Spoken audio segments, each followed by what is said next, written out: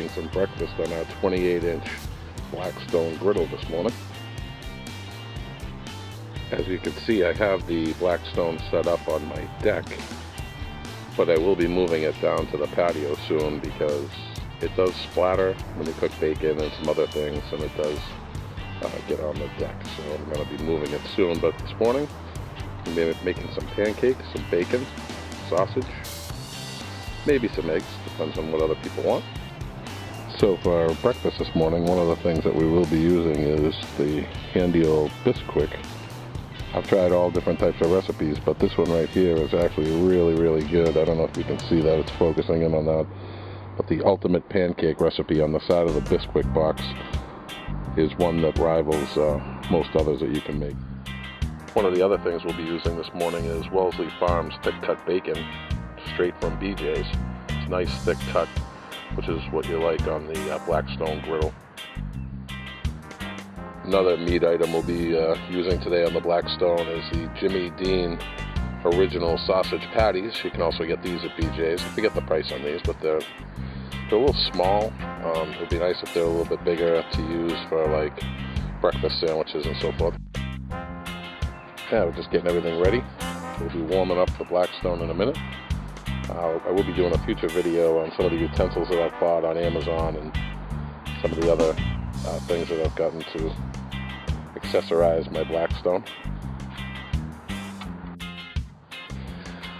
Alright, let's turn this bad boy on and see what we can come up with. Let's see if you can see it there. There's 4 tubes. There's 2 burners and 4 tubes under there to try to give an even heat across the whole, across the entire cooktop. That is one benefit to the 36-inch, is that it has 4 burners, 8 tubes. You get a little more control over the heat. But for the $99 that I paid for this 28-inch at Walmart, thanks to the recommendation of Tom Horseman, we'll work with the 28, and it's been nothing but great so far. So I just poured a little oil on the Blackstone just to get it ready. Should always start with a little bit of oil just to make things a little more non-stick while you're cooking on it. Just kind of spread it out all over the place. And of course the bacon and sausage and stuff will make some of its own oil and grease, but this just gives it a base layer to get started. Sorry, I don't have my tripod today. I'll have that for the next video.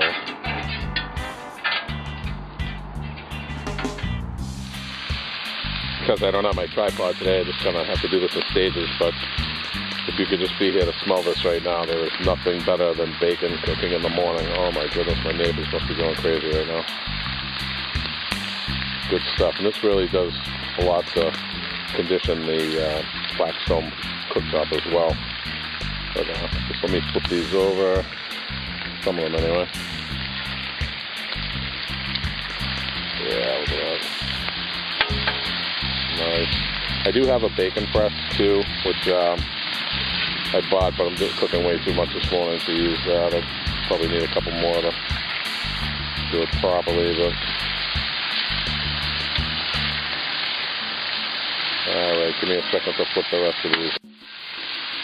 As you can see, I'm cooking a pound and a half of bacon this morning on the 28-inch Blackstone griddle, which one side is flipped already, one side's not. I just can't say enough about the capabilities of this griddle.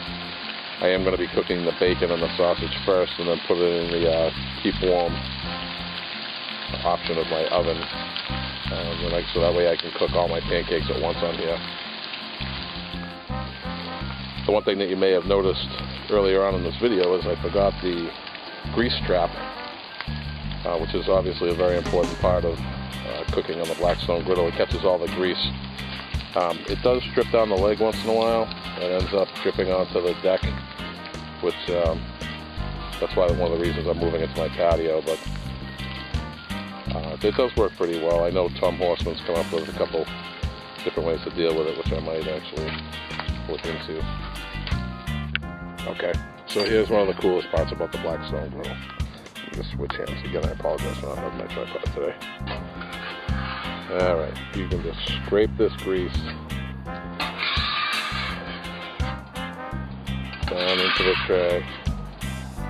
Trying to keep it in the tray. It does take a lot of, it does hold a lot of capacity, but you got to make sure that you keep moving it down just so it doesn't overflow. But you just scrape off the griddle and then take that stuff and put it right into the tray. I'll turn it down a little bit.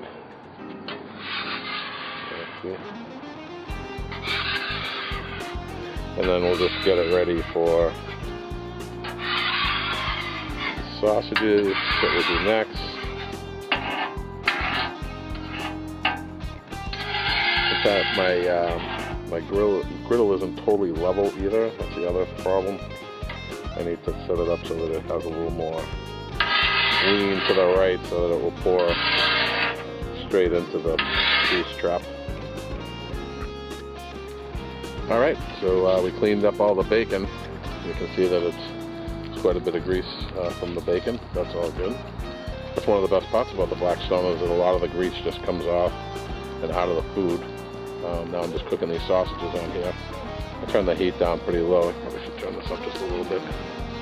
But for pancakes you want it pretty low. I know a lot of people like to cook on the high heat all the time. I find it sometimes if you adjust it a little bit better, things cook a little bit better.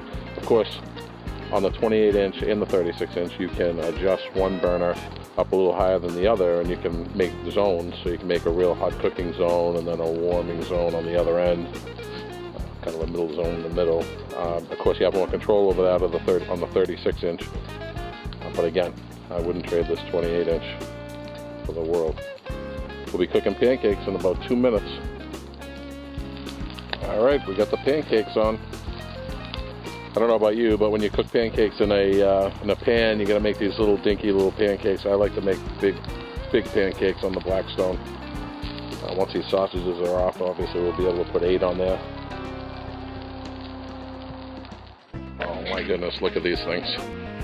They are coming out absolutely perfect. So they look under there. Boy, they look good.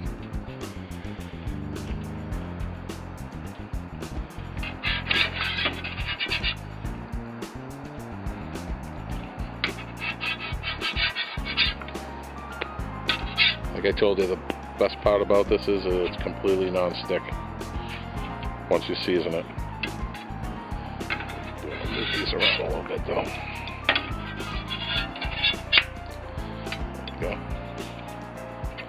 I'll show you in here in 1 second. Let's see when we get one ready to flip. Okay, that one's ready. We did that one a little bit, huh? Actually, I did forget this side is up a little bit higher than the other side.